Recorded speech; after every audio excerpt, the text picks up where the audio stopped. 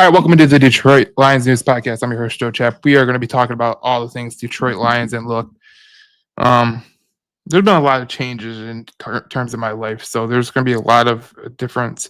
Obviously, I'm going to be more active through football season. So everyone that was asking about where I was and what I was doing, well, I had a kid. And her name's Ariana. And she's, just a cute little baby. But that is what it is. That's personal right there. And then another one that's personal is that I will not be doing a podcast on Friday. I'll probably be doing a podcast on maybe Sunday. It's not known. We got to put the dog down, and it's just a whole terrible situation. But we'll be doing the podcast nonetheless, and it's gonna be fun. It's gonna be a lot of fun. But there's a lot of things coming, especially with this football season. This is gonna be so much fun. I'm really excited for this football season. I think this is the most excited I've been. I wasn't last year. I was excited, I would say, but I wasn't excited as to right now because I feel like Johnny Morton, the offensive coordinator. I think he's going to do a bang up job. I got a little opinion on people overreacting to the Ben Johnson loss, losing Ben Johnson like he's Jesus Christ. But anyways, I think Calvin Shepard's going to be a hell of a defensive coordinator. I think he's going to do a bang-up job, and he's got the tools to succeed. Obviously, one of the major tools to succeed is Mr. Aiden Hutchinson, and if Aiden Hutchinson can rear back to form or even better, I mean, who are we talking, man? It's going to be a lot of fun. Obviously, tomorrow is the Hall of Fame game. The Detroit Lions will take on the LA Chargers, and there's a lot to be said about tomorrow's game. First of all, I think Trey Lance is going to start at corner. That's what has been reported. I don't know if it's a joke or not, but that could be the case. But anyway, this whole preseason is about two players in my mind.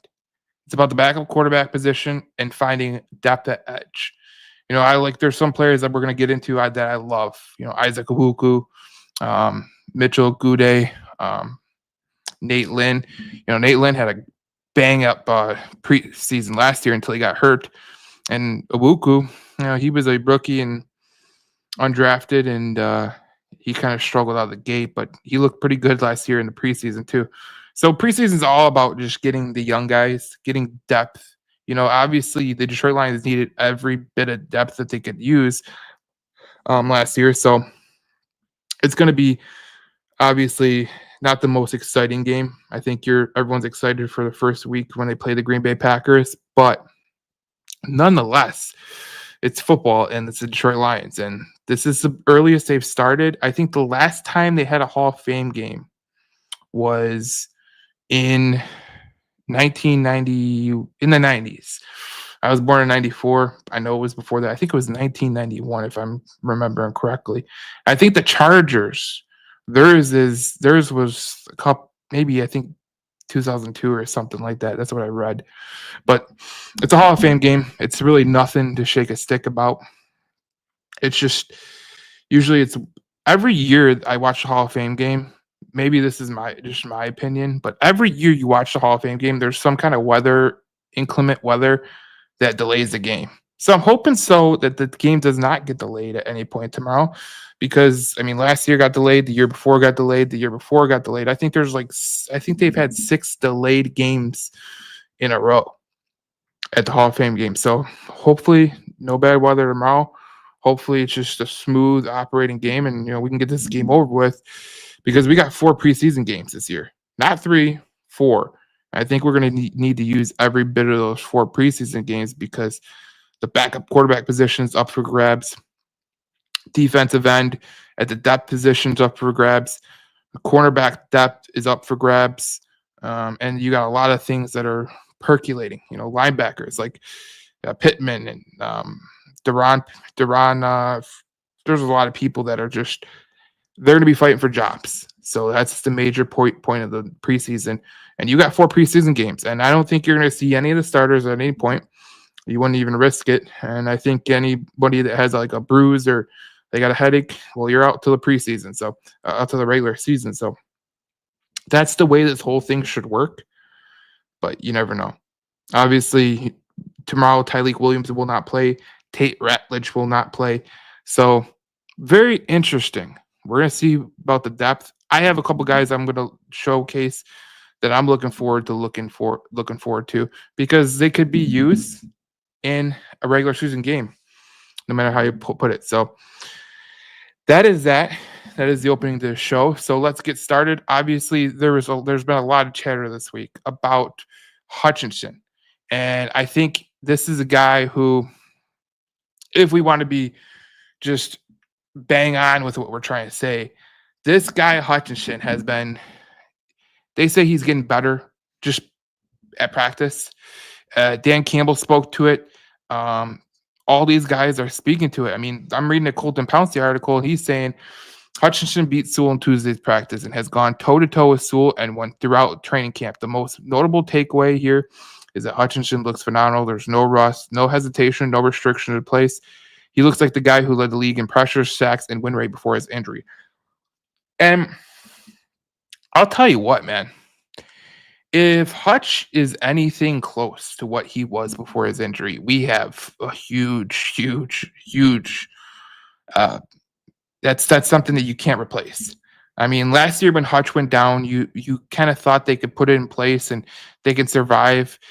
That wasn't the case. You know, when they lost Hutch, that was a major piece. When you lose a major piece to the offense, to the defense, you're kind of hoping that other pieces fit into the pie, and sometimes it just doesn't. It just doesn't work. And other players are taking more of the pie, and they're trying to get it all down pat. But sometimes it just doesn't work the way you want it to work. And Hutch, if he could be better this year, that's even better. I mean, you keep hearing every day about Hutchinson being better than he was last year. He's no hesitation. You know, usually when you come off an injury, anybody who's came off an injury at any point, usually you have a little bit of hesitation. Usually, you have a little bit of hesitation. Now, this isn't Hutchinson's first injury that he's had, where he's came back off an injury. Obviously, he had one at Michigan that was very traumatic, but this kid he defies logic. I mean, there's no hesitation in his game. Everyone that's ever played sports, or even if you've had a knee surgery or you've had any type of surgery, you're hesitant to do anything with that, like you have a knee surgery, you're hesitant to, shovel the snow. That's some of the ways that this guy's going mano a mano with the best tackle in pro football. And it's not just Lions fans, and it's not just Lions training camp that are taking the notice. There's a lot of people that are taking notice across the NFL, because if you look across the NFL, the most bet to win player of defensive player of the year is Aiden Hutchinson at 24.112 of the money. And it's not even close. Jalen Carter, 11.3. At 8.5 is Nick Bosa. 8.4 is Micah Parsons, and TJ Watts at 7.5. Look, Hutch can, if he would have stayed healthy last year, let's just put in this perspective. If he would have stayed healthy last year, he would have smashed the sack record. We would have smashed the sack record. Now he didn't stay healthy. He was leading the league in pressures. He was a man amongst boys. And there was a lot of people out there saying, well, he didn't go against the main guys, and he didn't go against the main guys. Boulder Dash. This guy is legit. He's coming back better. And when you hear Dan Campbell speak about Hutchinson right here, just figure out what he's trying to say. Aiden Hutchinson, if he didn't have that wrap on his lower left leg, I wouldn't know that guy had a severe and gruesome leg injury last year. What do you see from him on the field? I see a player that is very confident in his abilities. I see a player that appears to bend even better than last year. And I see a player who was hungry that's even hungrier. So it's good to have him back, and he's going to have a hell of a season for us. When you say Aiden Hutchinson is better than a year ago, that sounds like a superhero origin story. What do you attribute that to, and what does it mean? Well, it starts with him. I mean, this guy is all about business. Look, everybody knows how hard he tried to work to get back for the playoffs. I mean, he was grinding that whole time, and then, we fell short there. But he was still putting in the work, and while everybody else was on vacation, not that they weren't working, he was up here grinding, man, getting back with our group. Brett Fisher did a hell of a job with him, but, man, he's a worker. That's all that matters, man. He works on every little thing. He doesn't get down in the dumps. He doesn't have bad days, and because of that, he continues to get better. when you hear Dan Campbell say that, I mean, even look at the best players in sports, right? When Kobe was looking at someone to emulate his game, he emulated his game after Michael Jordan. When Michael Jordan played the Bad Boys Pistons, it made him level up. If this is a kind of thing where it's going to make Aiden Hutchinson level up to another level, like Tom Pelissaro said that right just there, this is like a superhuman origin story, a superhero movie. Like it shouldn't be possible, but Hutchinson, he's a hard worker. He does what he needs to do.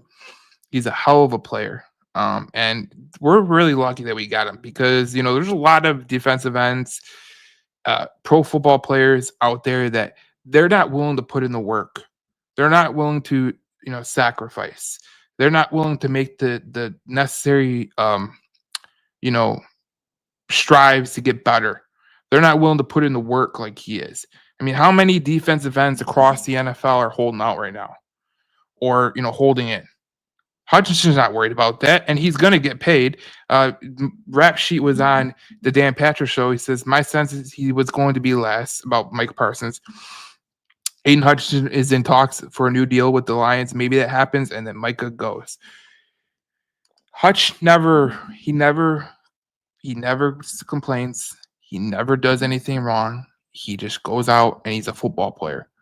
And if there's a guy that if there's two players on the Detroit Lions that you could say match the Detroit Lions identity, it's Hutchinson and it's Sewell.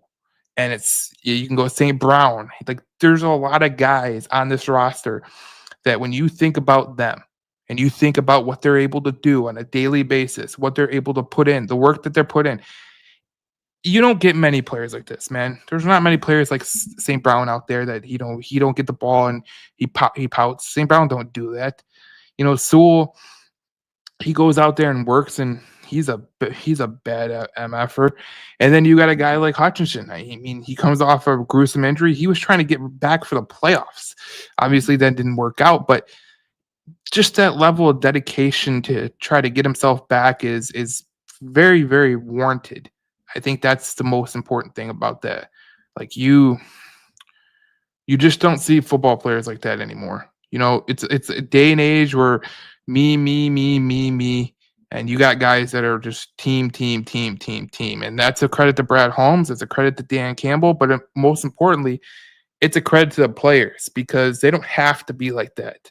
In a day and age where players are, have their own podcasts. I mean, St. Brown does, but he doesn't talk crap about the team or anything like that. Like, Parsons, he did a top 10 QB list and he left Dak out. Like, how does that go in the locker room? Just amazing.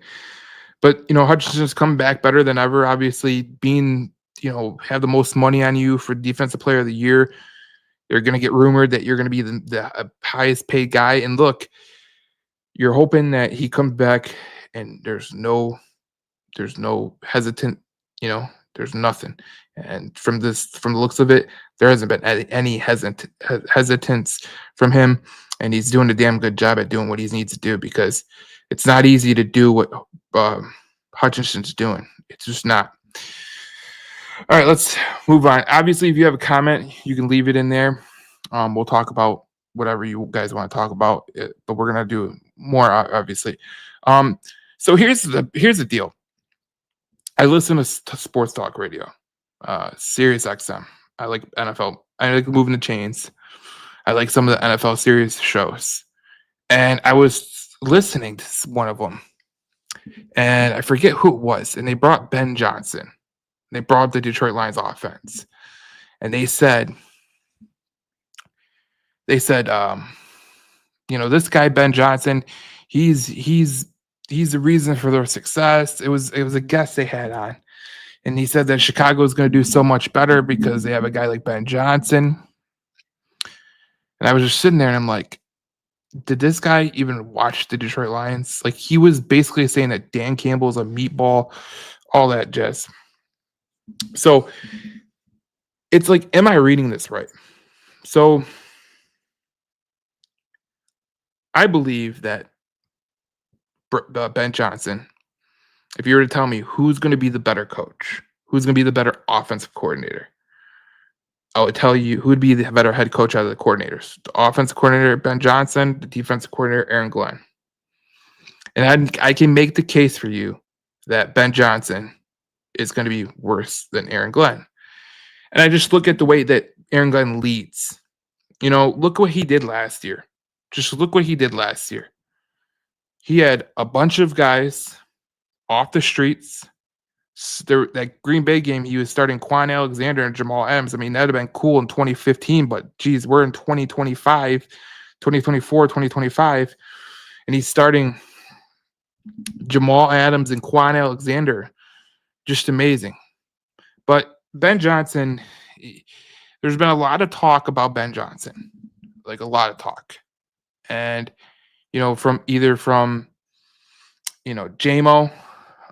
from Graham Glasgow saying he was uppity. There's a lot of things that are just, you wonder what Ben Johnson is capable of. And I was like, man, how many offensive coordinators in pro football would love to have a guy like Jared Goff, a guy like St. Brown, a guy like Sewell, a guy like Jameson Williams, Laporta, Gibbs, Montgomery, top 5 offensive line with right now? And the answer is everybody. Like everybody. It comes to know that, like, I just think that people are reading this entirely wrong. And I like Ben Johnson as much as the next guy, but Ben Johnson also had some issues. I think some of his calls were a little bit lackadaisical. And I think he was a little lackadaisical at times. I mean, I remember that delay he ran against Green Bay, which they had to go for it on 4th down. But I'll leave it to Johnny Morton, because Johnny Morton says it the best way. And this is how this Detroit Lions team operates. The one thing that's impressed me is all these weapons. Man, I'm just trying to get the guy's balls as much as I can. But I just think the overall, the grit, their attitude, because it's been hard mentally. I want to see where they're at, and they've responded. We got a smart, tough football team. That's the way this thing is built. And I'm real happy with where we're at right now. Yeah. So you heard Johnny Morton right there, man. Johnny Morton just says what he says, and he's like, look, we got a lot of weapons. We're going to be very, very good. And that's the way it goes. And here's a quote from JMO. It was from DetroitLions.com. And he says, Coach Johnny Mo has let me run more routes, he said. I knew I could run more routes, and he's putting me in the position to run more routes. I'm going to get better with cuts and angles and how to run this route and that route. I'd say more polished in my route game. And my only rebuttal to that is, where was that last year? Where was that last year, JMO? Is it because Ben Johnson held you back? Did Ben Johnson hold you back? I hear Jahmyr Gibbs is splitting out wide. How many people have asked for that for years? A lot of people. So I'm not going to sit here and act like Ben Johnson's a deity. I mean, anybody who has a pulse could run this offense. It's just the reality of the situation. You love to see it. This is a good team, and this is a great group of players that are just doing whatever they need to do to win. So it is what it is.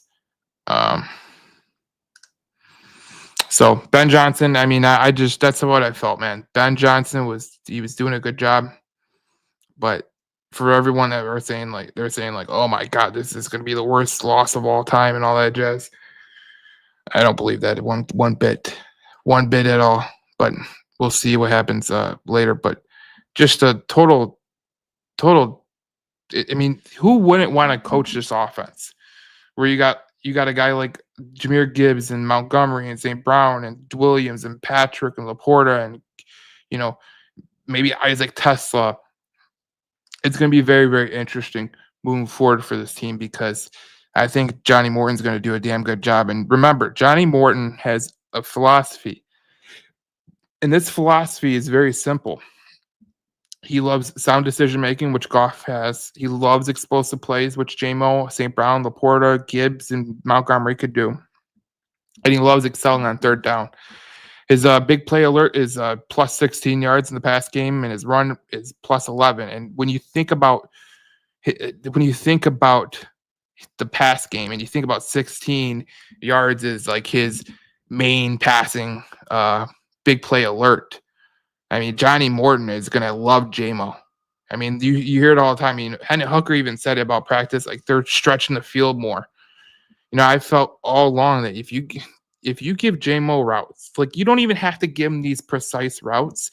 If you gave him a post route, I think he'd take it the distance. If you gave him upper corner route, I mean, I think he would take it the distance.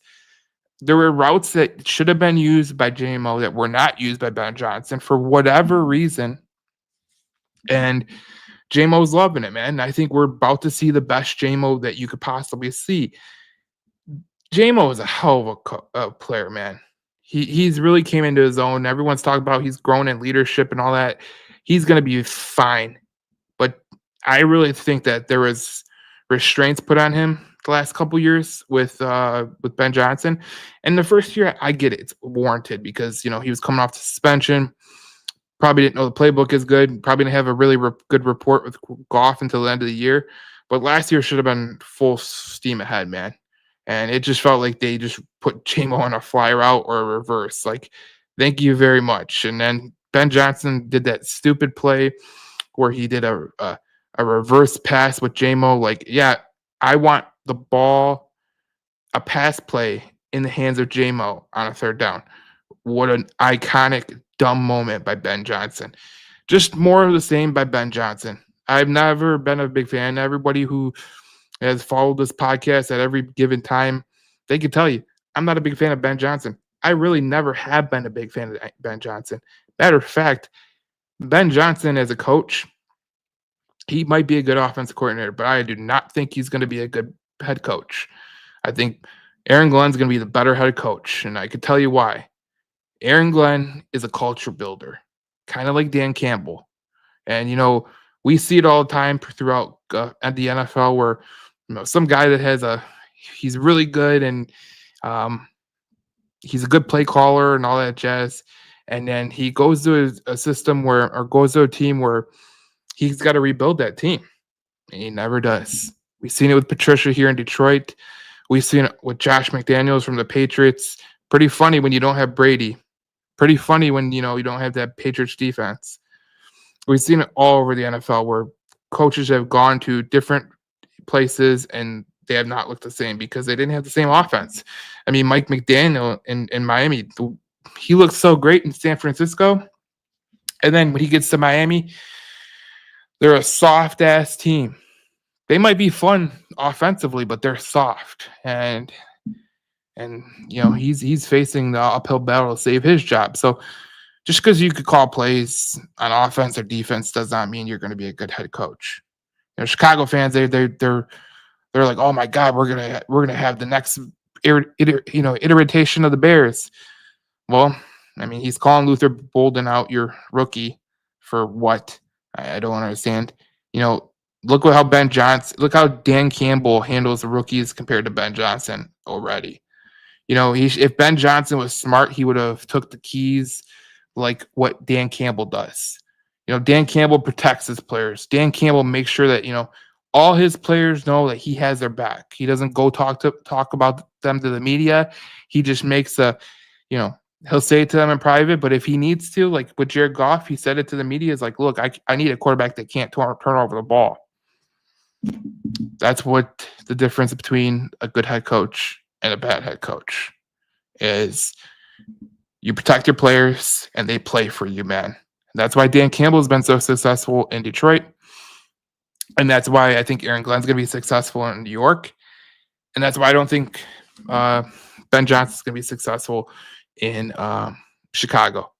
I know they got a talented team, talented quarterback from all perspectives, but I've never been a big Ben Johnson fan. If you follow the podcast for as long as you have, never been a big fan, but I'm excited for Johnny Morton because, you know, you hear about Sean Payton talking about him. You know, Sean Payton says He's super passionate. He works his tail off. Peyton said of Morton, who was his pass game coordinator for the Broncos last season. He's great with film study and ideas. He's one of those guys that will bring you to the red zone, third down, a lot of information. Even Breeze spoke about Johnny Morton, saying, I'm excited for him, the opportunity he has. He's been around some great play callers throughout his career, Norv Turner in Oakland, John Gruden, and of course, Sean Payton, just to name a few. My experiences with Johnny have been great, especially over the last 2 years when he came back to New Orleans. I thought he brought a bunch of good ideas and kind of a presence with the coaching staff and contributed a lot. I wish him well. That's Johnny Morton. That's your new offensive coordinator. And when you think about the Denver Broncos, you got to remember one thing about the Denver Broncos. Bo Nix couldn't take a snap underneath center. He could not take a snap underneath center. And Johnny Morton was a pass game coordinator, and they did whatever they needed to do to get to the playoffs. That should show you a lot. I'm not worried about what he's going to do with this team. I seen what he did as a pass game coordinator and how good Denver was just with a rookie quarterback who struggled taking snaps under center with a average run game. I've seen we saw what he did last year. Defense for the Broncos was really good, but the Broncos offense they're pretty stout. I mean, they were kind of flawed a little bit, and that showed in the playoffs, but they got to the playoffs.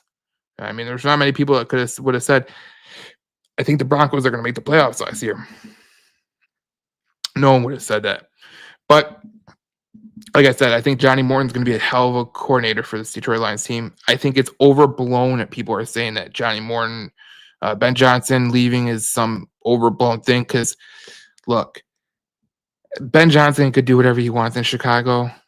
The reality of the situation is Ben Johnson will never have Jahmyr Gibbs.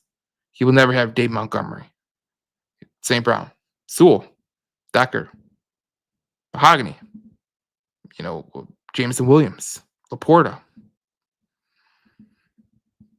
The talent is there, and a coach. It doesn't take a coach much to get this team fired up. It really doesn't. This is a team where you could literally have an idiot run it and they'll do good.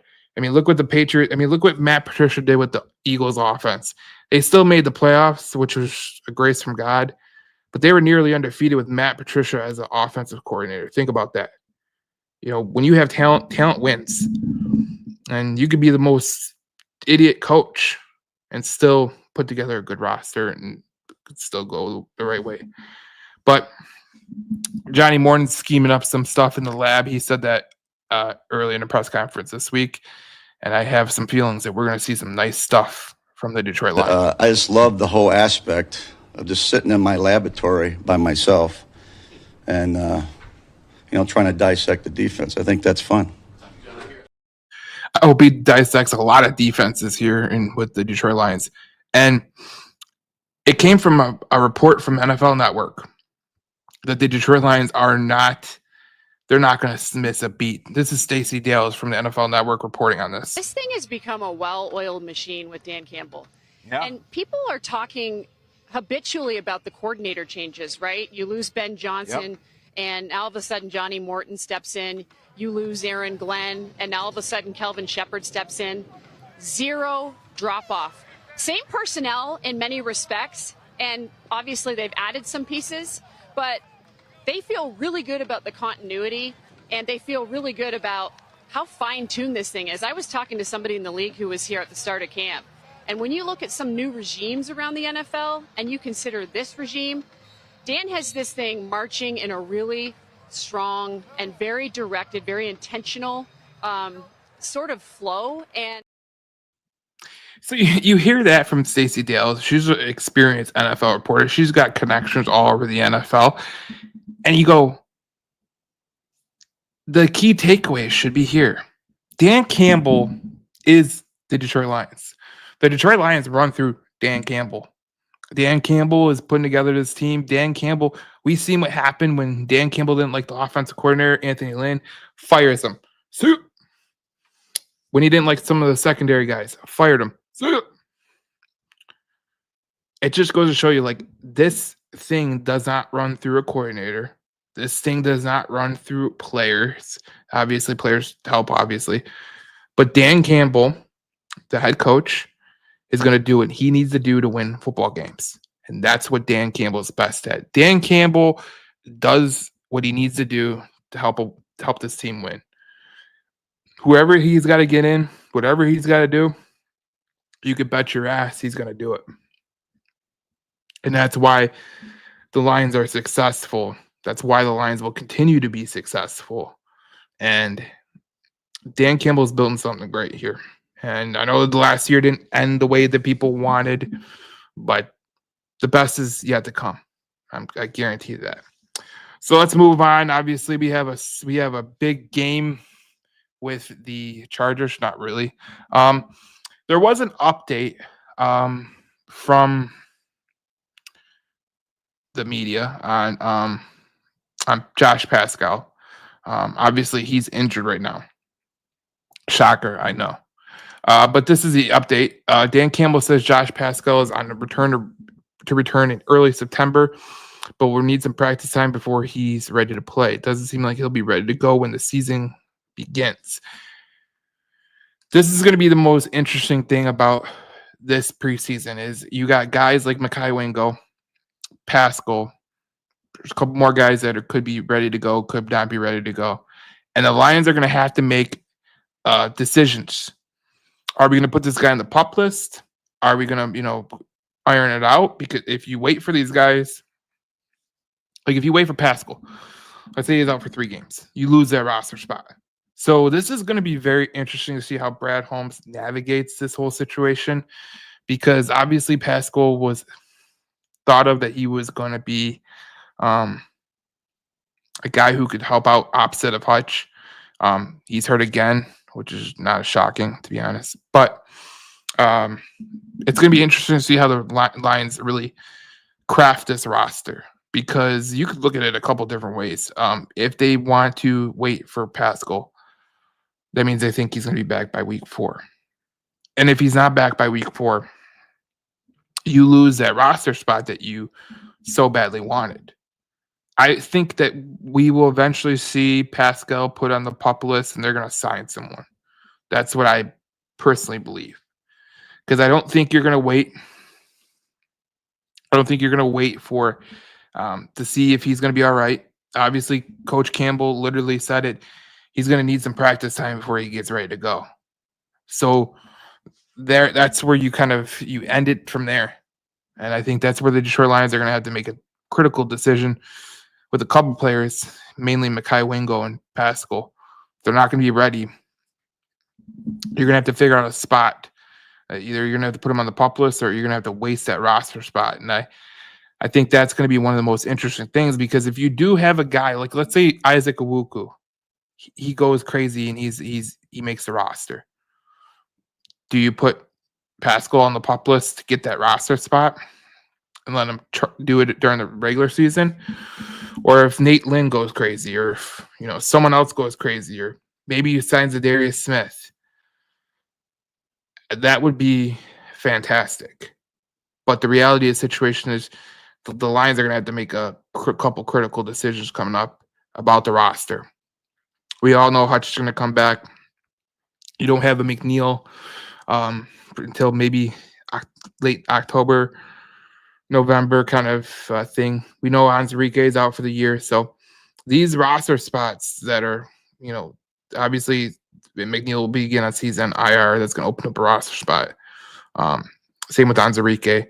So you're going to see the Lions make a lot of different roster moves. And I think that this is going to be the most interesting preseason that we're going to see in a while, because of all the lingo and the ways they're going to maneuver around this. So if Pascal can come back by week 3, I would keep him on the roster. If he can't, put him on the PUP list and let him go, and then we'll see after week 4. But that's the way it's going to go. Speaking of the defense, obviously Kelvin Shepherd spoke to the media. This guy, I love this guy. I loved Aaron Glenn, because Aaron Glenn was a fun guy. You could tell he was a fun guy. But man, Kelvin Shepherd, this guy, he's like Dan Campbell of the defensive side. He's so fun to like listen to, and I would love to be a defensive player because I think this guy can have me spinning through a wall. Here's Calvin Shepard on if he's felt any pressure from being the defensive coordinator. I want to give credit to Dan Campbell and Aaron Glenn because it's exactly what I thought it would be, and I'm humbly saying that. I don't feel overwhelmed. I got asked by somebody close to me yesterday, do you feel any overwhelmed? Do you feel discomfort? I've never felt that, and that's a blessing to be able to say that in my first year, in my first 6 months of doing this, and I credit my staff for that. When you look down the row of my staff, it's everybody from guys that's been around me 20 years and was my roommate in college. That's August Mangin, Caleb Collins, I coach with at LSU, work close with, to guys that's coached me, Dave Correa, Casey Rogers, to guys I've watched while I was playing, Jim O'Neal, Deshae Townsend. So it's not like it's a rookie staff by any means. 2 guys on my staff are former coordinators. These guys, and it's an open floor. It's not, and I told the players the other day in the defensive unit meeting, this isn't my stuff I'm saying. This is our stuff.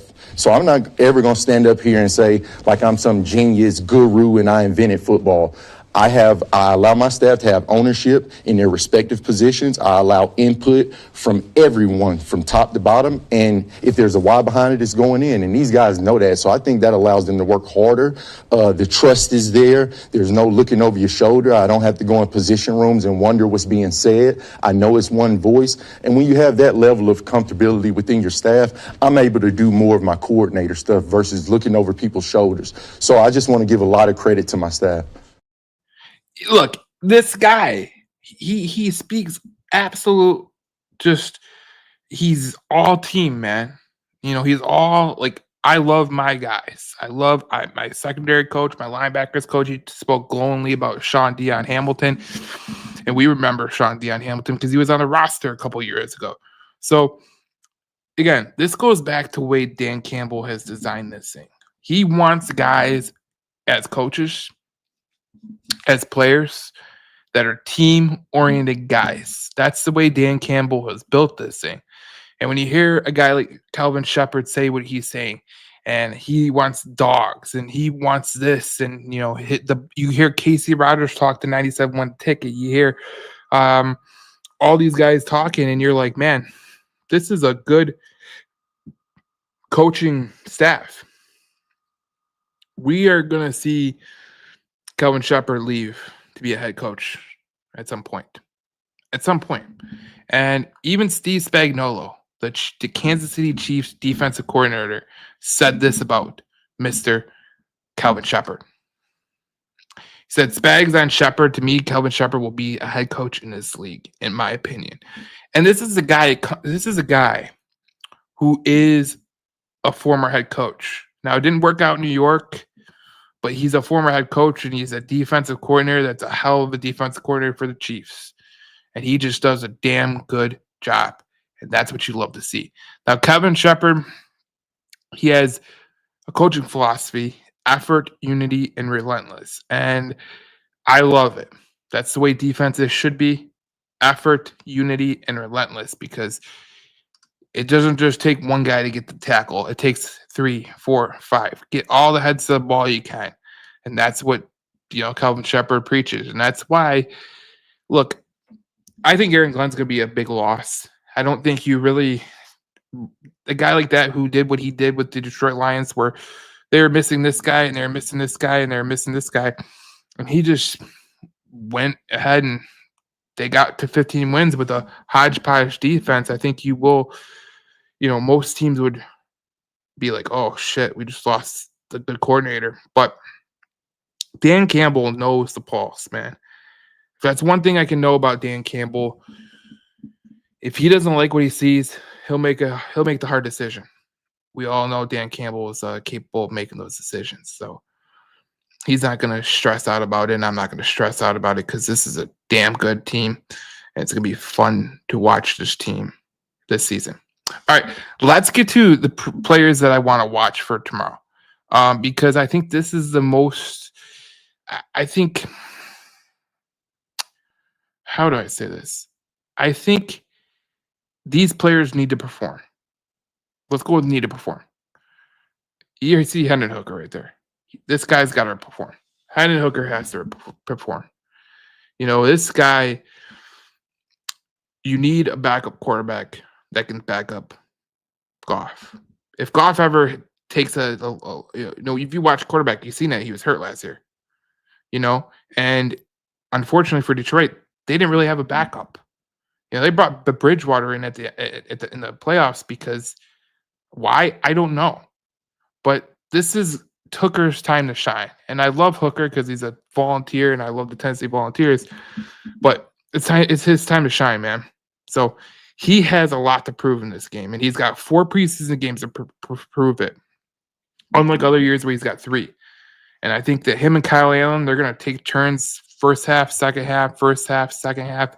They're going to alternate that stuff. And it's going to be fun to watch. But I got to tell you, this is going to be a lot of fun to see Hendon Hooker out there. I think if he gets the chance to rope it, I think he can. But his main issue, and I've said it on the podcast before, these short throws, on time, not getting his wide receiver killed. He was in an offense with Josh Heupel where it was a one-read offense. And the wide receivers are schemed open in that offense. The same offense that Baylor ran with Art Briles. It's literally the same offense.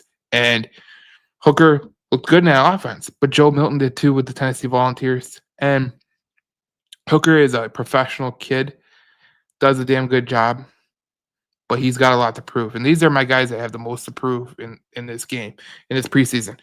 Broderick Martin is number 2. I would put him number 1, but I don't think he's capable of number 1. I think Broderick Martin has been an absolute joke.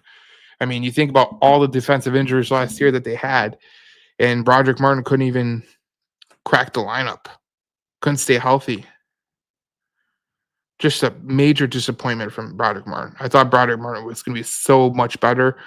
You watch him at Western Kentucky, he was a man amongst boys, even against the Division I talent. I mean, he played Auburn at one year, and I watched it, and I was like, he literally put Tank Bigsby in a chokehold and stopped him for a loss. And that was awesome to see, but hasn't done nothing for the Detroit Lions. Number 3 is Giovanni Manu, the offensive tackle who was drafted from British Columbia. Look, I know he's going to have a slower pace to get to where he is going to be. Eventually, I think he will be a starting tackle in this league. But he's got to just show some glimpses of he's a lot better. Maybe he's your second string tackle. Maybe he's like your guy you bring on. And if Skipper's not there, Decker can't play or whatever the case may be, because they use a lot of, max formations. So Giovanni Manu is a guy that I'm very intrigued by. I think he has a real good makeup. You watch his tape from British Columbia, and he's wrecking guys. He's a damn good player, but you're hoping that he turns the corner with the Detroit Lions, and this is a good chance because he's going to have 4 preseason games to do it. So, like I said, every one of these guys have 4 preseason games to do it. So it's a lot to prove. 4 is Kingsley Eguakwan. Now, I watched a lot of Kingsley at Florida. Florida is a great group. They had a good offensive line that year that Kingsley came out. They got him. Detroit got him as an undrafted free agent, which I thought was that was a very smart move. And it's not saying that Kingsley's going to start for the Detroit Lions, but if you could see something in him where if maybe by happenstance, Glasgow gets hurt or something like that, and he's forced to come in, maybe he could do it. That's what I'm looking for. If he could be a depth guy that could, be a swing guard and center, that would be great. But I don't know. Obviously, he did good at Florida. Had high hopes for him. But like I said, with the other 4 guys or 3 guys, 4 preseason games to prove yourself. And you got a lot of chances to prove yourself. I love this group. And I think the running backs, this is the deepest running back room I've seen in a while for a preseason game. Like Robichaud, I think he could be a total stud for this team in terms of preseason. Does he make the roster? I don't know. You have one of the best running back rooms in the NFL. But this is a good chance for any team or any player to put tape on on these guys where they're like, these are the guys that are going to do the most good. That's kind of what I feel about this group. There's going to be a lot of guys that are going to be getting other jobs throughout the NFL because that's basically what the Detroit Lions have turned into. You know, it used to be when you were playing with the Detroit Lions preseason that you would have a chance to crack the roster. If you look at like the running back position, those guys have a snowball chance in hell to make the roster. Wide receiver position, oh man, you better bring your A game. You better bring your A game. And then defensive line, there's obviously opportunity there. Cornerback, there's some good positional battles there, but there's a lot of room to move for this Detroit team. So we'll see how that goes. And then the last one is Ezekiel Turner. Now, this is a linebacker. If you watched last year, he made the critical tackle on Jordan Love in the Green Bay game where he stopped Jordan Love on that quarterback run. The only thing Ezekiel Turner that he's going to have to improve, and I'd love to see this if he could do it during the preseason because you're going to be going against worse quarterbacks, is he's got to be better in pass coverage. He was a liability in pass coverage last year. Good run defender, but liability in pass coverage, and I want to see if he can get better, especially with the new system. Maybe he's asked to do something else, but he's a very athletic guy who has a lot of potential. I like him a lot. So those are the guys that have the most to prove. Obviously, Hendon Hooker has a lot to prove. And this is going to be an interesting preseason for Hendon Hooker because if he could put it together, man, oh man, I'm not going to have to worry about the backup quarterback position. But if he can't, I'm going to have to worry about the backup quarterback position because I did the quarterback rankings earlier in the off season, and I had these were the stats, and I gave him a 1 out of 5 for both Allen and Hooker. And when you look at the quarterback, a guy like Jared Goff, I mean, he's a 12 out of 12. He's a great quarterback, man. But you don't have a backup, and that's the main issue you have right there. And it'll be interesting to see who could break through, either Kyle Allen or Hooker. But I would hope that Hooker would, based on where he was drafted. But again, it goes back to the whole thing Dan Campbell was saying where, Hutchinson is the first one to come in and all that jazz. It's got to be Will the person, man. And Hooker seems like he's having a good camp, but we'll see when the pads come on, man. The camp stuff, unless it's, those split, the mixed practices or the joint practices, unless it's like that, there's not much to take out of training camp. There's been a lot of standouts. We were talking about standouts like Awuku, Nate Lynn, 10, 20 Minute had a great article, but it's time to go, man. Time to go. Hall of Fame games tomorrow. These players have the opportunity to prove it. And these are guys right here that have the utmost chance to prove it. Now, these are guys I can't wait to see. So these are guys that, for whatever reason, I can't wait to see. I can't wait to see Isaac Tesla. I don't think we're going to see a lot of him, but I'm interested in it. Dominic Lovett, the kid from Georgia, the wide receiver, interested to see him. The edge, Isaac Awuku. Now, I've loved Isaac Awuku for a while. Last year, I told you on the podcast, I thought he could make the roster. I think he did end up making the roster. But again, it is what it is. I think he could be a lot better this year. Then you got the kid that they drafted out of Boise, Ahmed Hassanin, who is a Boise State player. Also, the major thing about Hassanin is that he does not take up a roster spot. This is amazing. This is the most amazing part of this draft pick of Ahmed Hassanin is he doesn't take up draft pick because he's an international player. He does not take up a roster spot. It's the way that the CBA was collectively bargained, and it's actually a smart move by Brad Holmes because you could take advantage of these international rules pretty quickly with some of the players that are coming through internationally. And then 5 is Eric Hallett, the DB. He plays corner, plays safety, all that jazz. If you watch college football for any reason, He played for Pitt. He was a second team All ACC kid that plays with his head on fire. You heard he was doing good in training camp. He could be a total guy that could make the roster. That cornerback room is stacked, obviously, but there's going to be chances for him to make the roster, so that's something that could be done. But those are the players I can't wait to see. Can't wait to see Isaac Tesla. Obviously, if you missed the video that I did on him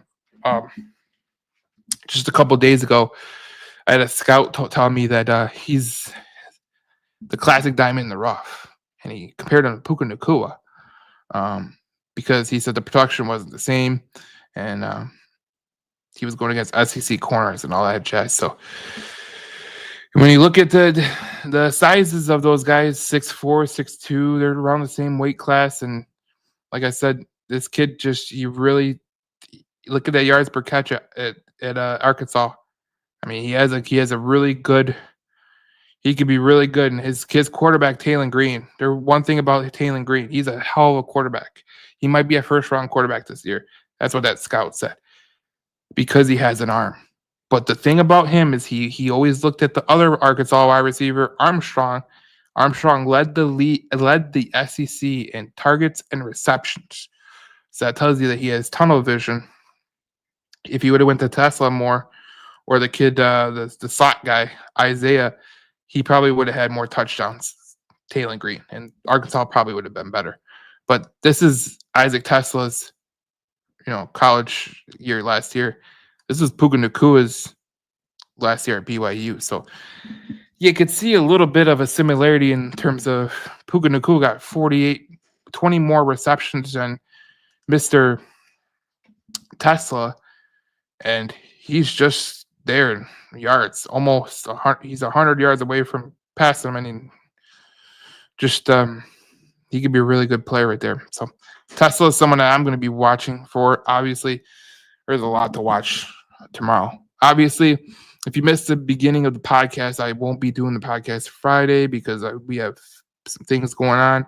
Probably do it Saturday or Sunday, and then I'll put that on YouTube. JC Sports might go live. We'll see how that goes. But nevertheless, tomorrow is the beginning of the Detroit Lions year. Hall of Fame game, 8 o'clock, NBC. Like I said earlier in the podcast, I hope we don't have inclement weather, because every year there seems to be inclement weather for this game. I think it's 8 straight years they've delayed the game at some point. So hopefully that's not the case tomorrow. So we'll see what happens there. Anything that you missed is going to be on the YouTube page. We'll clip it down, put it on the YouTube page. It might take a day or two, but we will do that. And then we will see you in the next podcast. We talk more Detroit Lions football. We got some comments. Jason says, nice to see you back. Thing is, if Hooker and Allen don't step up, it's likely that they will look for someone else, or is it too late? Kind of wish they grabbed Shadur as a backup. Will it be too late? No, because I think there's going to be quarterbacks that are going to be released at the end of camp. Maybe you could take one. Maybe you can call up Teddy Bridgewater. But I'm not feeling too good about this backup quarterback situation. That's just me. And you brought up Cooper. He's with the Ravens, which is kind of funny because Cooper is just he's a guy, man. So who is going to be available? I mean, let me look up the backup quarterbacks available right now. I don't think there's any good ones. Let me see. Available. Let me see.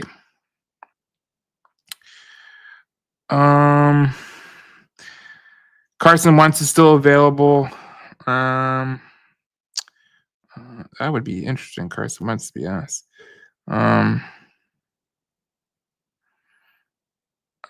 Geez. I don't see many. So that's interesting.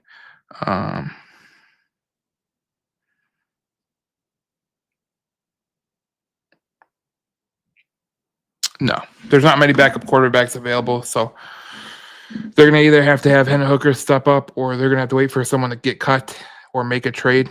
they could do that too. But I just think it's bad business. I mean, if Brad Holmes makes any thing that he's done wrong, it's a backup quarterback position, because I feel like the backup quarterback position has been a little bit neglected. I mean, I thought Teddy Bridgewater was a good one, but the year when they had Nate Sudfeld, I remember the days when they had Sean Hill. Remember Sean Hill? Sean Hill was a hell of a quarterback as a backup quarterback. A lot of people, they expect like Tom Brady to come off the bench, but you don't realize how rare that is. So a guy like Cooper Rush, who was with Baltimore, who was with Dallas last year, Jimmy Garoppolo, who's not a great starter, but he would be a great backup. Even Mac Jones, but you have such a quarterback needy league that if there was a quarterback available, these teams would grab one. New Orleans, they're going to probably start 2 young quarterbacks. It's insane, but it's just what it is. All right, we will see you guys on the next podcast. We talk more Detroit Lions football here on the Detroit Lions News podcast. Thank you for watching. Again, subscribe to the YouTube page, JC Sports. We're going to have more content, daily content. So during the Lions season, you'll get daily content if you're a Michigan State fan. Red Wings, Tigers, Pistons, you're going to get all of it there. So stay tuned there, and we'll see you in the next podcast. We talk more Detroit Lions football. Obviously, this was a good one. It was an hour. So we'll see you in the next podcast. We talk more Detroit Lions football.